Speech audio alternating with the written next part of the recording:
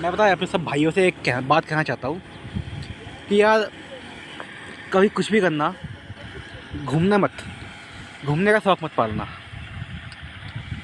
क्योंकि यार घूमने का शौक़ देखो, मैं सीखोगे, घूमने का शौक़ पालोगे ना, तो ये सब नज़ारे देखने को मिलता है। ये सब देखना पड़ता है यार घूमते घूमते। यार मत पालना घूमने का शौक़, ये नज़ारे देख के क्या मिलेगा। मत पालना यार, ठीक है ना।